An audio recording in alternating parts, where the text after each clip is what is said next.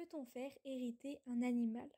En France, que le défunt ait rédigé ou non un testament de son vivant, le notaire établit un acte de notoriété. Celui-ci répertorie les différents héritiers légaux et ou testamentaires de la succession.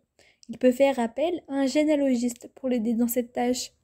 Les descendants, les enfants ou les petits-enfants du défunt sont les premiers sur la liste de l'héritage. Cependant, s'il n'y a aucun descendant, l'héritage est partagé entre les parents et le conjoint, s'il y en a un, ou entre les parents et les frères et sœurs, s'il n'y a pas ou plus de conjoint.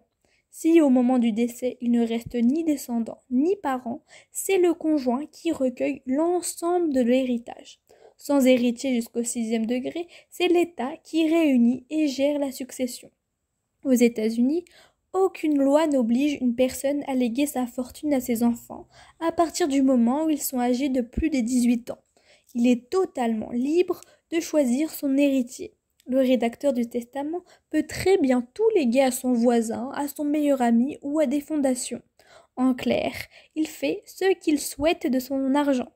Mais alors, que se passe-t-il si l'héritier n'est pas un humain, mais un animal ? Bien que la loi de 2015 précise que l'animal est un être vivant doué de sensibilité, les animaux suivent surtout le régime des biens. Ainsi, n'ayant pas de personnalité juridique et donc pas de capacité juridique, un animal ne peut pas hériter en droit français. L'affaire de Choupette en est un exemple. Choupette est la chatte du directeur artistique de Chanel, Karl Lagerfeld, décédé en février 2019. Il semble que Lagerfeld en ait fait sa seule héritière. Mais est-ce vraiment légal ? La loi française ne permet pas au maître de faire de son animal son héritier. En effet, elle dit qu'il est interdit de désigner un animal comme héritier sur son testament. Mais il est possible de trouver des solutions alternatives pour garantir le bien-être de son animal après sa mort. La loi autorise de léguer des biens ou de l'argent à des associations de protection animale qui reviendront après à l'animal. Une autre alternative est de désigner le prochain propriétaire de l'animal dans un acte notarié. Cette personne, en qui le maître actuel a pleinement confiance, pourra alors s'occuper de l'animal et lui apporter les soins nécessaires tout au long de sa vie. Cette disposition inscrite dans le testament sera respectée à condition, bien sûr, que le nouveau propriétaire accepte cette prise en charge. C'est cette dernière solution adoptée par Lagerfeld. En effet, à la mort du couturier, c'est la gouvernante de Choupette qui hérite de l'animal, d'une maison et d'une partie de sa fortune, notamment destinée à l'entretien du félin.